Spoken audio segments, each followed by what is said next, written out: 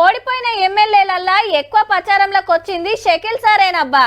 సారోల rice మిల్లులు checking చేస్తే 70 కోట్ల రూపాయల బియ్యం మాయమైనట్టు తేలింది. దాని మీద ఎంక్వైరీ నడుస్తుంది కదా. లేలే మేము అసంటోళ్ళం కాదు, అంతా రూల్స్ ప్రకారమే పోతామని చెప్తున్నాయాలనే ఇగో గీ కేసు. ఏమో అనుకున్నాం, షకీల్ బాయ్ కొడుకు మంచి పనివంతుడే. ఫుల్లుగా మందేసి అద్దుమరాత్రి మత్తుల ప్రజాభవన్ ముంగటున్న బారిగేట్లను గుద్దిండనే కేసు అయింది కదా. కానీ మనోడు హైదరాబాద్ లో లేడు, బోధన్లో లేడు, అసలు దేశంలోనే లేడు. అదే రాత్రి సీదా బొంబాయికి చెక్కేసి ఆడికెళ్ళి గాలి మోటార్ ఎక్కి దుబాయ్కి పరారయ్యాడు.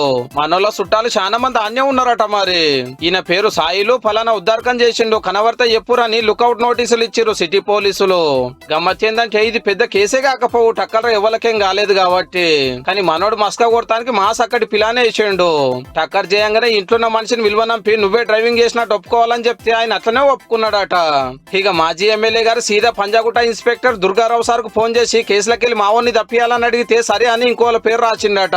కానీ మర్నాడు సీసీ కెమెరాలు చూస్తే సాయిల్ గారి డ్రైవింగ్ సాహస విన్యాసాలకు పెద్ద పోలీసార్ కన్లు బయలు గమినాయట. ఏమంటే ఎంక్వైరీ చేస్తే భాగవతం మొత్తం బయట పడ్డది. ఇంత స్ట్రిక్ట్ గా డ్యూటీ చేసిన దుర్గారావు సార్ కు సస్పెండ్ సన్మానం జరిగింది. ఇక కొడుకు కోసం తండ్రి చేసిన సాహసం గుర్తించి షకీల్ సార్ కూడా నోటీసులు పంపిస్తున్నారు పోలీసులు. చిన్న కేసులకెళ్ళి బయట పడటానికి తప్పు చేస్తే ఇంత పెద్ద కేసు అయ్యిందన్నట్టు.